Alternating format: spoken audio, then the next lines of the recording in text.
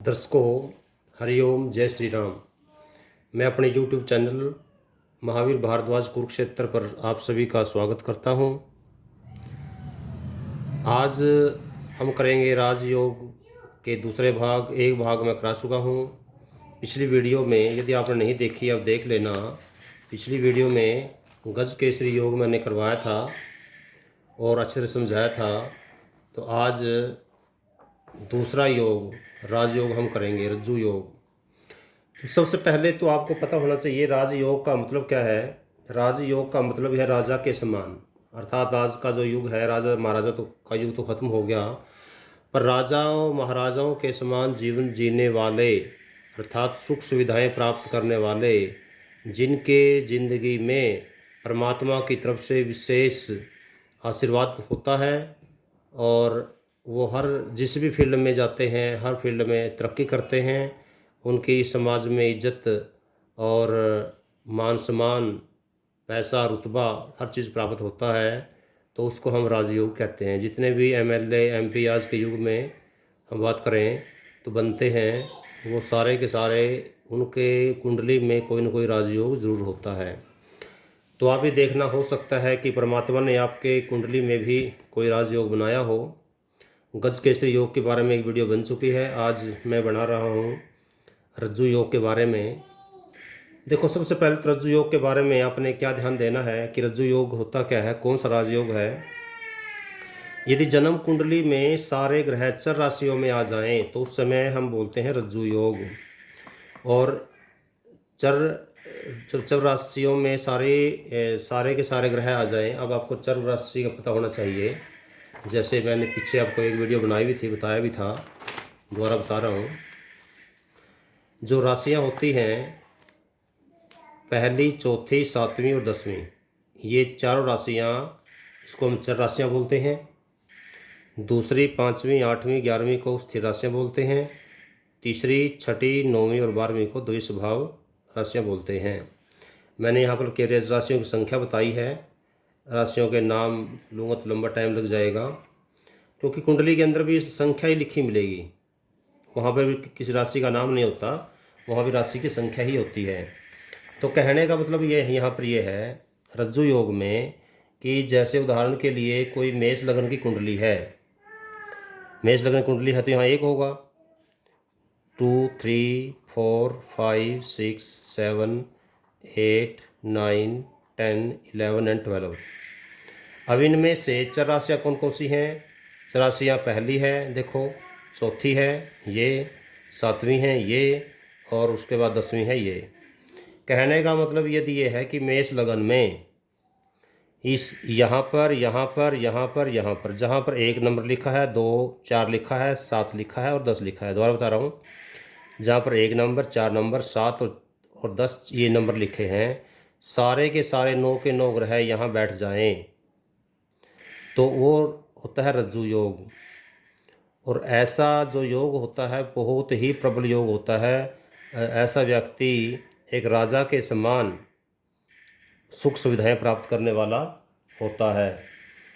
और एक ख़ास बात ज़रूर रहेगी रज्जु योग के वाले व्यक्तियों की कि ये ज़्यादातर अपने मातृभूमि से दूर जाकर ही के ज़्यादा कामयाब होते हैं।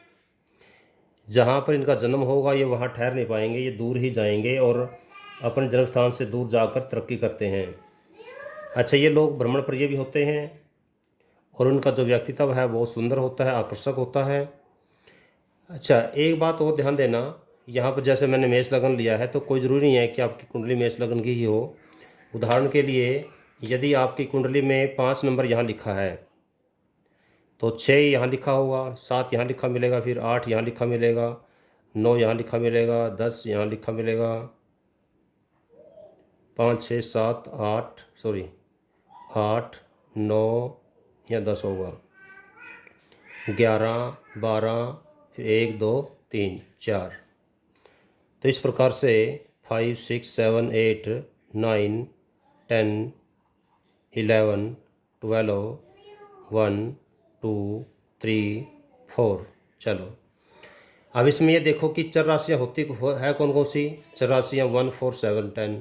अर्थात उस केस में ए यहाँ पर ये 1 है, 4 कहाँ पर है, ये 4 है, 7 कहाँ पर है, ये 7 है, और 10 कहाँ है, ये 10 है। तो कहने का मतलब है जितने भी ग्रह हैं सारे पहली राशि में, चौथी राशि में, सातवीं राशि में और 10वीं राशि में हो तो वो रज्जु योग होता है। मैंने ये दूसरा उदाहरण इसलिए लिया है कि आप कहीं ये समझ न बैठ जाना कि सारे ग्रह केंद्र में ही हों। बस राशि देखनी है आपने, राशि की संख्या कि एक पहली कहाँ कहाँ लिखा है, और एक कहीं भी लिखा जा सकता है, 1 नंबर में, 4 नंबर में, 7 नंबर में, जहाँ पर भी लिखा मिलेगा, और 10 नंबर में। इनमें चारों में सारे के सारे ग्रह हो, 9 के 9 ग्रह हो, तो ऐसा व्यक्ति, क्योंकि सारे के सारे ग्रह चर राशियों में होंगे तो ये चर का मतलब मूवेबल, तो ऐसा व्यक्ति घूमने फिरने का शौकीन ज़्यादा होगा, मातृभूमि से दूर जाके तरक्की पक्का करेगा। जो भी काम करेगा उसमें पीक पे छुएगा, ये टॉप तक जाएगा।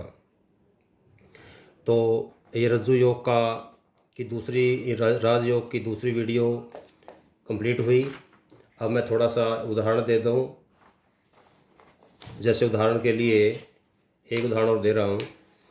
जैसे यहाँ पर सपोज करो 9 नंबर लिखा हो तो 10 यहाँ होगा, फिर 11 यहाँ होगा, 12 यहाँ होगा, फिर 1 नंबर यहाँ मिलेगा, 2 यहाँ मिलेगा, 3 यहाँ मिलेगा, 4 यहाँ मिलेगा, 5, 6, 7, 8।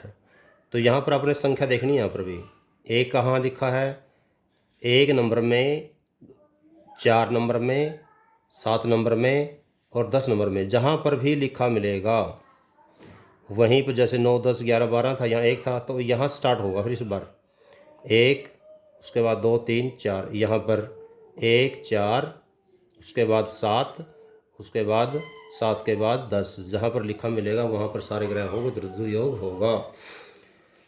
तो थोड़ा सा परिचय दे दूँ दर्शकों। मैं पंडित महावीर भारद्वाज।